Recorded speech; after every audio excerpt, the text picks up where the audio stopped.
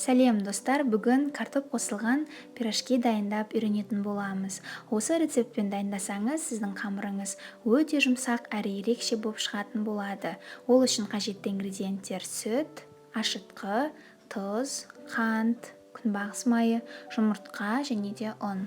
Ең алдымен ыдысқа сүтті құямыз. Содан соң оған ашытқыны қосамыз. Содан соң тұз бен қантты қосып, барлығын жақсылап араластырамыз. Содан кейін осыған күнбағыс майын және де жұмыртқаны қосып, тағы да барлығын жақсылап араластырамыз. Содан соң 300 грамм ұнды осы массаға қосуымыз қажет, ситодан өткізе отырып, ал қалған 80 грамм ұнды соңынан қамыр көтерілгеннен кейін барып қосатын боламыз. Ұнды екі бөліп қоссаңыз болады. Бірінші осылай жартысын ситодан өткізіп қосып аламыз және де араластырамыз қасықпен.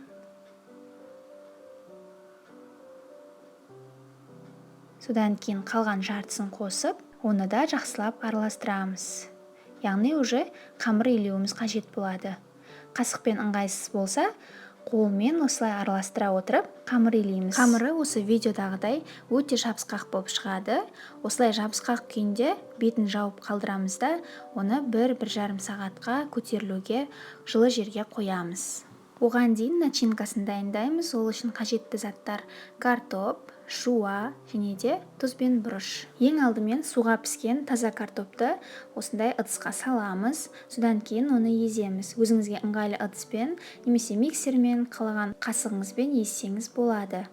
Мінекей картошка дайын. Содан соң оған қуырылған жуаны қосамыз. Мен жуаны осылай қуырып қосқанды жақсы көремін. Содан соң оған дәміне қарай тұз бен бұрыш қосып, барлығын жақсылап араластырамыз. Мінекей начинкамыз дайын болды. Оған дейін қамырда көтеріліп дайын тұр. Менің қамырым 1,5 сағат жылы жерде көтерілді. Ол осындай болып көтерілуі қажет. Содан кейін оны алып, ыңғайлы дастарханға немесе қамырды жаятын жерге қоямыз. Және де осы дастарханның бетіне ұн себуді ұмытпаймыз. Яғни 80 грамм ұнды осы жерде себеміз.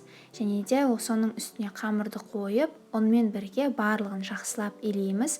Яғни қолға жабыспайтындай қамыр илеуіміз қажет.